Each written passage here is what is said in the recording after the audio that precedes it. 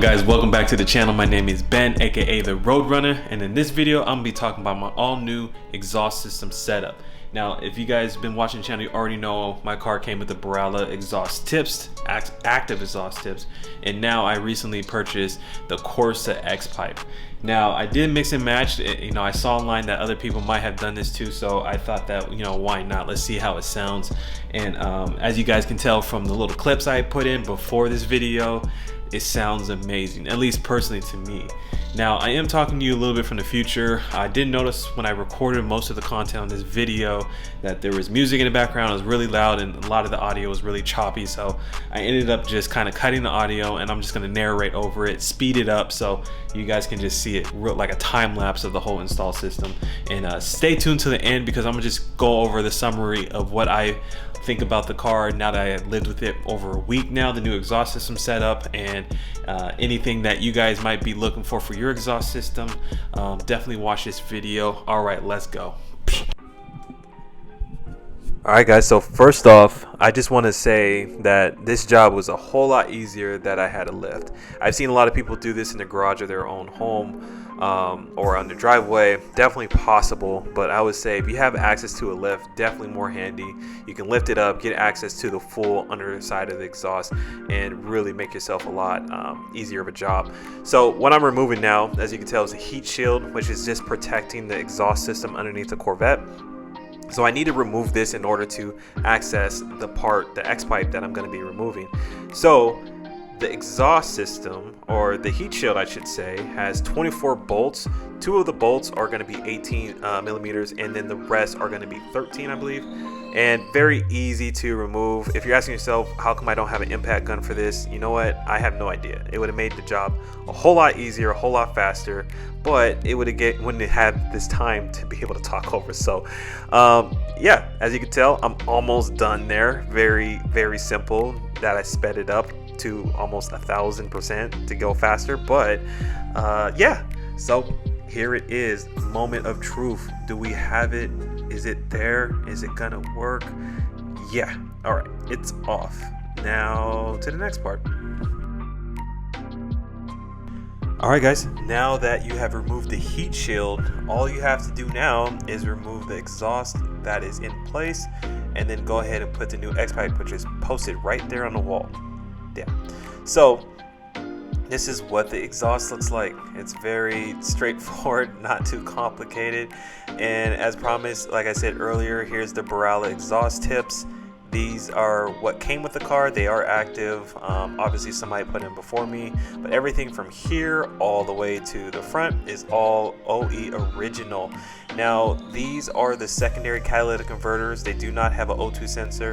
And here's the first catalytic converters. They do have an O2 sensor. We're moving everything from the secondary catalytic converter all the way to the back. And what I like about that is that it doesn't shoot any O2 sensor code, so you don't have to worry about having to check engine light by just changing this part of the exhaust system. If you were to remove the headers, which I plan on doing later on, you definitely would have to do a little bit more work, but just for what I have access to and what I want to do for right now, I just wanted to be able to open the exhaust up a little bit more, get a little bit better exhaust note, and save a few dollars. Nothing wrong with that. So back to this removal. Pretty easy. You just have 4 bolts up front that are 15 millimeters. I'm undoing them slowly, one side at a time. Again, this would probably be a little bit better if I had some type of impact gun. And but nevertheless, I got it done. I sprayed some WD-40 just to kind of loose up the bolts, and we get some action.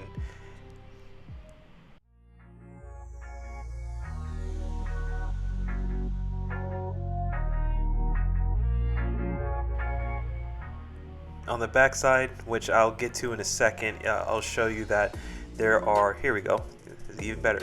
They're going to be that grommet that's there in the middle. That's going to be held up by two 13 millimeter bolts, and then the very back part, there's 2 clamps hold up by 2 15 millimeter bolts. And then once you basically screw all those off, very easy just to kind of shimmy the whole X-pipe system off of the whole rack. And then once you do that, you'll have basically a giant gap between the front and the back. Now, for some reason, I skipped the whole video and I just went ahead and put the new system in.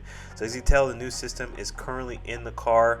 I'll plug a video or a picture on the side to show you what the new and the old one looks like. New one's a little bit more shinier.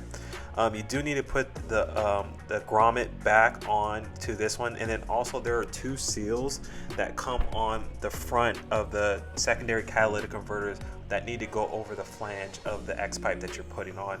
But once you do that, you just put it back in place, the new one that is, and then slowly just put the bolts, well, this kit came with new bolts, but put the new bolts back in and just screw them into place. So the 15mm bolts that go to the front of the X-pipe, I'm slowly going in one side at a time, and I'm not trying to make it uneven by just tightening one side all at once.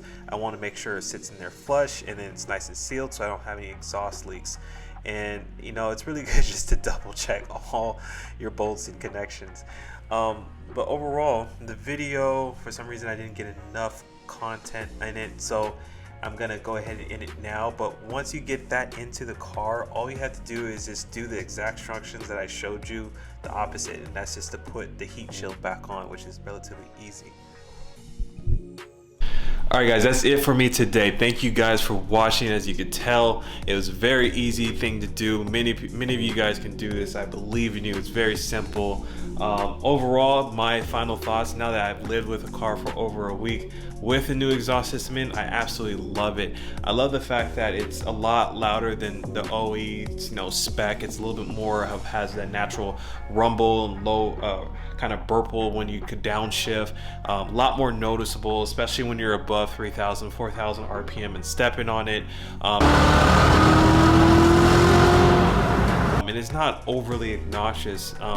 If I were to do the next step, which is to remove the headers, which would remove the primary catalytic converters and open that whole flow up, you're gonna have a free-flowing exhaust system. It's gonna be raw noise right out the engine. When you do that, it's gonna be a lot louder. That's gonna be later on in my build, but for right now, for having kind of a street presentable car with that has a lot of noise and a lot of presence, I love this setup that doing the X-pipe is almost a no-brainer. I think that if you're thinking of doing it for the Corvette, it's great. It's not going to be overly loud, and if you still have the active mufflers in the back, you could be able to switch it off the setting to quiet it down a little bit, especially if you're living in a neighborhood that really, you know what it is. But thank you guys for watching. In my next video, I'm going to be talking about how you can lower your C7 Corvette on stock bolts with no money. So stay tuned to that video, and you guys have a good one.